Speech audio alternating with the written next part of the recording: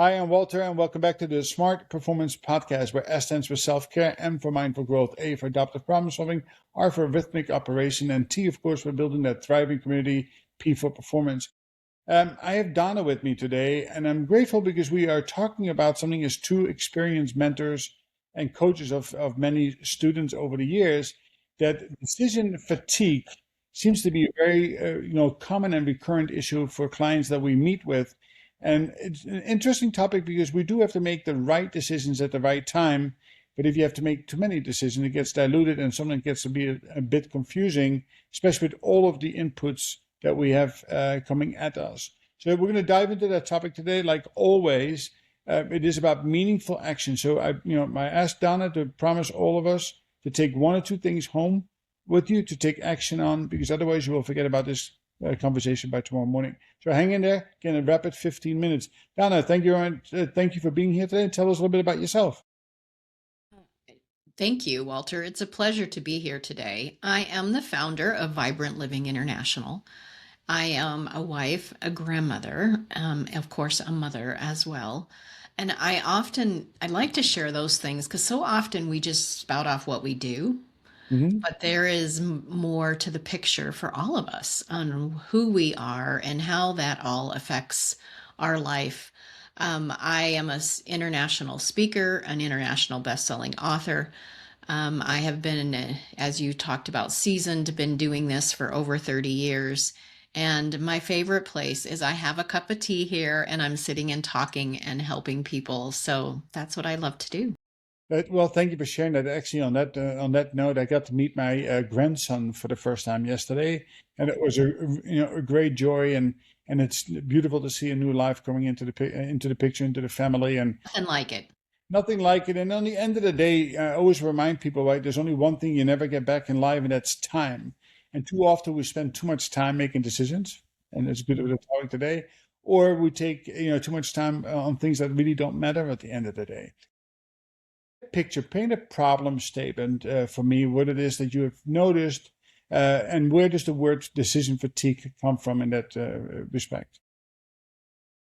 With the way that media is in all of the decisions in life, and if you are, all the different roles that we fill, it isn't just our job or our business or ministry or whatever it is. It seems like there's so many things coming at us all of the time, that when somebody asks you, where do you want to eat? You don't have a clue. I don't want to make a decision. And we come up with that. There is also in this thing in business, especially where you need to make a decision fast. It's that urgency. It's like if you're really a leader, you're going to make a decision fast. You're going to move fast. Now there's some truth to that statement that you do make decisions fast, but that urgency often creates so much internal pressure that it builds to the point where I don't know if I want Chinese or Mexican for dinner because I've been thinking about all these other things and the amount of pressure that's building on the inside of me. So what do we do when people, I mean, even though you've got 3 days to make decision on this contract, or it's just like constant pressure. The people showing up at your to sell you something is like, you're going to miss out, there's a deal today, you got to do it today, and all of those kind of things. And it's a lot. Yeah, it's so funny, right? Is that in dating, right? When you look at dating profiles, it's no different what we are doing, and when we help people and place them into new organizations, it is, why do I have to make this? Can somebody just to tell me to show up, make all the decisions for me, right? I have to lead all day long. Maybe I just want to be led at night. So it's really relevant, and especially in the 24-hour, 7 day a week environment, there's so much information coming at us. I go back to the very simple rule of E plus R equals O, right? Events, right? Decisions need to be made, and we have two choices, right? Either react to them or respond to them. That's going to deliver an outcome. And I will say, as a paramedic, I have to make decisions in a nanosecond. But even in that nanosecond, I need to process the information. To talk a little bit about, reactiveness comes from the lower brain. is the responsiveness comes from the upper brain. Tell us a little bit why it is so important when you make decisions to stay upper brain and resist the temptation of giving an instant response, and how that can work in your favor. Well, I want to back up a little bit before I go into that and talk about the way that I have helped people to uh, minimize the pressure of that urgency feeling that I'm going to miss out, that I'm going to make a mistake, those kind of thought processes. I was on a call yesterday with a group of people and they said, give us, we don't have enough time. Give us your best productivity hack. And who doesn't want another productivity hack? But there are so many different options online, this app or do this or this AI tool or this, that. And there's so many things about it. And I said, well, I'm going to tell you something that you probably, I don't know if you've been told this before. It wasn't the norm for me when I was looking for productivity hack. I'm like, how do you start your morning? How do you start your day? As soon as the alarm hits, are you feet hit the floor and you're running? And where do you begin your moment? And as the first 15 minutes of your day are the most important part of your day. And most of us are rushing, already feeling behind. We've hit the snooze button a couple times because we've been exhausted and we can't rest enough to get rested because the fatigue is coming from the inside, not the body itself. And so I teach my 15-minute miracle. If you want to have less pressure in your life and go from pressure to peace, and clarity and how to calm the brain down to make the decisions, it's how you start your day. It's how you begin. Me, as a woman of faith, it's prayer and reading. And I love brain dumps. What is all the things I'm worried about and thinking and feeling? What do I want to believe instead is step 2. And then learning to come from that place. Then when you may come at me, I'm using that phrase as an example, with the decision, this is a crisis, you have to make a decision. I have set myself up to be responsive instead of reactive. Mm-hmm. And having that information changes the way that you respond and act during the day. I think it's a key takeaway right here, right? This is something that is very actionable. And there's not one way of doing it. I love that what you described because that is aligned to your values, right? For myself, I do, a priming exercise. So I visualize what I need to do. Is no different than you do it on a brain dump.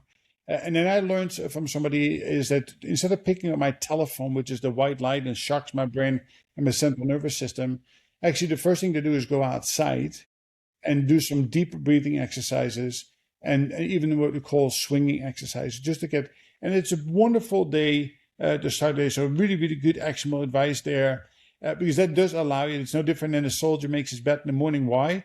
Because they're less likely to cut corners the rest of the day. Very, very, very powerful there. And so, with that said, so laying that foundation, right, is so very important. What is the next thing you would say to somebody that is going to go to work and it feels like, they drove there at 65 miles an hour to get there, but now need to click into 200 miles per hour in order to be able to get through the day? How do they slow down the train? How can they be more mindfully present and to not feel that they need to be rushed into decisions, but also not, push things off? Gratitude and joy are another way, which sounds completely counterintuitive to what you just described, as I need to run at 200 miles an hour and you're telling me to slow down and go, I'm thankful for. It seems very, but if you were the joy bringer to your work setting, if you were the gratitude bringer, and just every moment, every few moments of the day when the pressure starts to build, stop. Take a deep breath. I am big on visualization because visualization is faith in action. Because we're picturing things all the time. You just might not attach it to the word faith, but it really is. And so when you think about yourself bringing the joy, bringing peace, I'm carrying it into my work environment. I bring that peace and joy. And when I think about I'm carrying it, I am being a thermostat, not a thermometer, Hmm. into every situation. So, what are you thankful for? I'm thankful that I have all these decisions to make a day and I being able to do these things to help other people that I will know. I'm thankful that I will know the right priority that these need to be addressed. So what's the one thing I need to do right now? Not the 100 things. What's the one thing I need to do? Do that and then do the next thing. Because when our mind gets stuck in the I have 200 things I got to get done, we don't do anything. We freeze. We slip into the reactive brain as opposed to choosing what we really want to do and think clearly. So, how you start your day and bringing joy and gratitude, and you be the peace carrier is my next ideas. Excellent. These are little micro timeouts you should take throughout the day, 2 to 3 minutes. And if anybody does struggle with that piece that Donna just touched on, is that one thing, not the 15 things or the 200 things, go pick up a copy of The One Thing by Gary Keller. Mm-hmm. Phenomenal book. It really helps you zero in, and there's some great exercises in there to help you get to that. What is that one thing that I can do today that will make everything a little bit better? Again, pick up a copy of his book. It's in my on my homepage. It's a required reading for all of my mentees. Excellent. So listen, we on our way. We have one we start the day. We have one that gets us going today. Give us a third one we should do at the end of the day when you feel like, oh my God, it's 10 hours into it, and they should all leave at 7.5, 8 hours. I still have to make decisions. What do I do at the end of the day to be able to quiet the mind and be able to walk away and again go to where it is most meaningful, like the glass ball, which is going home and spending quality time with your family. Yeah. Uh, it, it's different for a lot of people. A lot of people are working at home. So there's a mixed component that is. But my husband, when he used to come in, he would sit in the driveway for a few minutes and just let go of the day. So, and then shifting roles in your mind as what you're doing now because you've done all you can do for the entire day and shifting who you want to be, what role you want to be, and how you want to be it at that moment. A good evening reflection is what went well, what do I need to do tomorrow, what's a priority, those kind of things before sleep. um, I don't know if your mind's like mine, but it starts to work at 2 a.m. when I need to be sleeping. And doing that activity before, reducing your screen time before bed helps your brain to also, because good sleep is also part of this whole picture. And there's so many times I've heard people treat sleep as a weakness rather than a treasure, Mm-hmm. and ending the day in that manner, and continuing. I don't think joy and gratitude stop. That's a lifestyle. Mm-hmm. Yeah, that's something you have to live by. It is so funny about sleep. Yeah, listen, 6 to 8 hours is the preferred way to go. I wish I could sleep. My mother gave me the gift of being in one of these rare people that only needs about 4 hours a night. But I do encourage people to take that, right? But even if you are struggling with sleep, there are things like Donna just said about visualization, meditation, relaxation. All of these things do add value to your brain and the brain recovery when you have you're downloading from the day. I love the way you said a de-escalation sitting in a car. And I always tell people that listen, all day long you're juggling 6, 7 balls in the air. The six of them are made out of rubber, one is made out of glass. And when you pull back into your driveway, you enter your family life again, that's your glass ball. That's the one that you cannot drop. So you need to be present for that. So Eckhart Tolle, Living in the Now, another one of my required readings, speaks right to the point that you talk about, is that be present, right? And then the shame of it is that we see too often boundaries are broken by employers who continue to text and email into the wee hours of the night. What's one countermeasure that you would tell one of your clients to mitigate that, to control that constant input and output that is required by an employer? Silence your notifications. Or find a new employer. Yes, or find a new employer. Yes. If they're requiring that, that's a conversation to have. Um, and you mentioned Gary Keller. I was a realtor for 20 years, and part of the time I was at Keller Williams, which is how Oh, I know about yeah, that particular book. yeah. But, even as a realtor, buyers are looking at houses at 10 o'clock at night and sending, I want to see this in the morning. And I had to, at some point, set boundaries of when I was going to answer the phone and when I wasn't, and set that expectation when I'm working with my buyers as well of what I'm doing and how I'm working it. And so setting those expectations with your employer, most of us don't have boundaries ourselves to even set them with somebody else of what is acceptable, what are we actually doing, because I don't have notifications go off on emails. I go there on purpose, not beeping every time. Emails are crazy. You get them all the time. So, but turning off your notifications, you get to choose. Then I choose when I want to go look at social media. Then I choose when I want to do something. And then I am setting those boundaries and control for my life.